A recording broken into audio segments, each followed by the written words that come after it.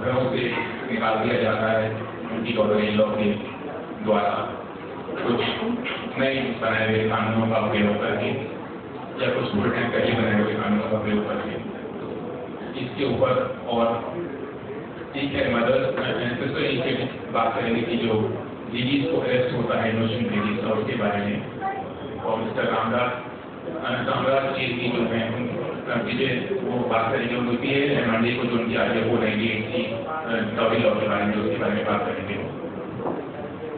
तो स्टार्ट में तो कुछ केस स्टडीज में जो कि विक्टिम्स हैं जो पूरे लोग हैं अपने घर से निकाले थे वो और फिर हम बात करेंगे कि उन कानूनों में क्या गलती है उनकी क्या बारिशियाँ हैं उसके बारे में डिटेल से बात करेंगे।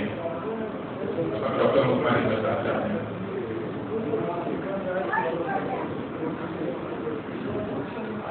Good evening.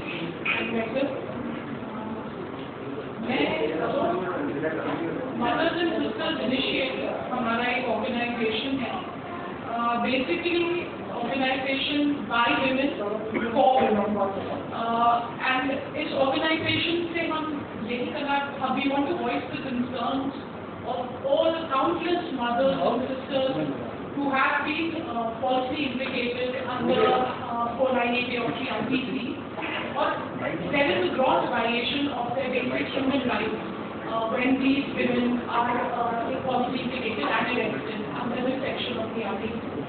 So basically, as of now, we term these women as the forgotten women for the simple reason that these women have been forsaken by all. They have been forsaken by the judiciary, they have been forsaken by the government, they have been forsaken by the law enforcement agencies, and basically also, last but not the least, forsaken by those very organizations that claim to be working for women's rights and women's empowerment. So basically, I'm going to begin with injustice anywhere is a threat to justice everywhere. And that's very true. And therefore, we are here now trying to raise our voice against the injustice that is meted out to a lot of people in general, but specifically, I'm going to be dealing with the injustice meted out to women. Next slide. Okay, now section 498 of the IPC. I'm not going to go into any details. I'm only going to dwell with false arrest.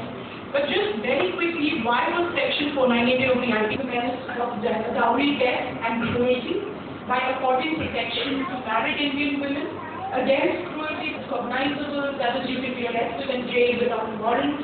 It's non-compoundable, that is, the complainant cannot withdraw the complaint, and non-payable. So, acquiring bail is not your right. You have to appear in front of a judge and ask or request for bail. Next.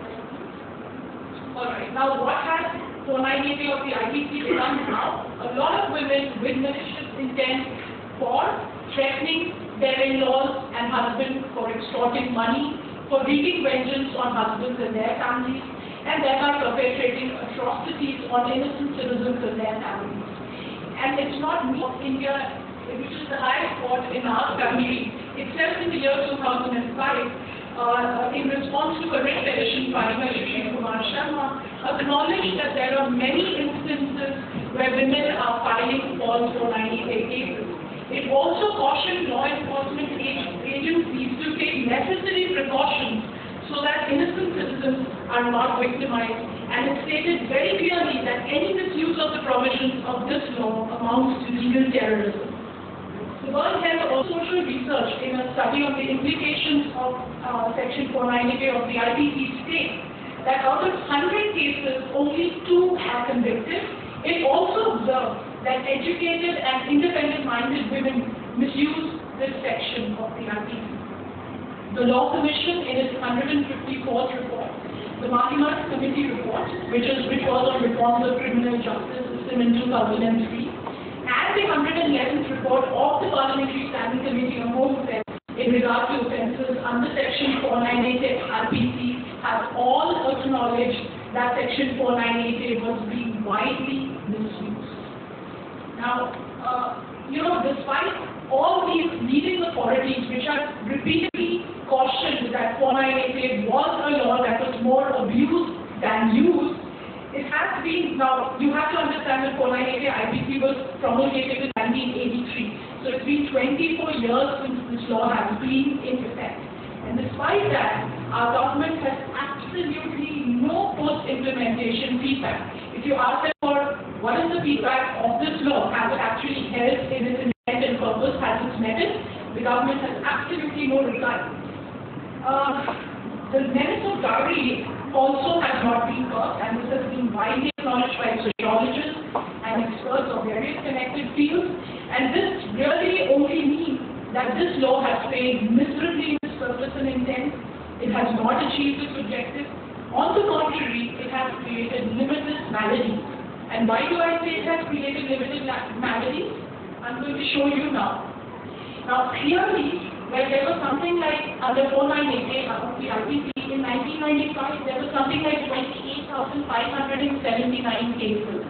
This has more than doubled in the last 10 years, when in 2005 there were 58,319 cases registered.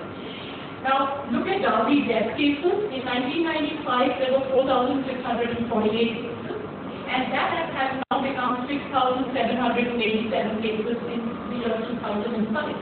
So obviously, this law, with all its draconian provisions, such strict penalties, has really done nothing that it was meant to do. On the other hand, what has it actually managed to do? Let's go to that. Basically, the source is National Crime Records Bureau, and what we've done is we've studied, all the cases which were registered, persons who were arrested, subsequent disposal of the cases by the police, as well as the court, and it was analyzed for 3 years, 2003, 4, 2005. And this data is as per the data which was available to the Ministry of Home Affairs. Now, just look at the trend analysis that we've done towards the end of the statistics. And let me just try and explain, these are just statistics and these are just numbers. So let me just try and explain to you what exactly is happening here with IPC 498. Now, inference 1, I would ask you to please look at simple trend analysis number 1. The most shocking is 339 children were arrested, falsely arrested under Section 498. Now, the ratio of persons who were falsely arrested, this we've calculated from the number of cases which were finally acquitted, based on the acquittal conviction ratio, and we found everyone goes to trial. Something like 11% actually compound their cases or out of court settlement. So you have to understand that there's a smaller number that finally goes to trial, but all of them were in prison. Now, of the people who go to trial, 80% of people who complete trial are found innocent by court. That is, there's absolutely no charges are proved against them, but they have already gone through the trauma of imprisonment. There were people who are arrested every day. So now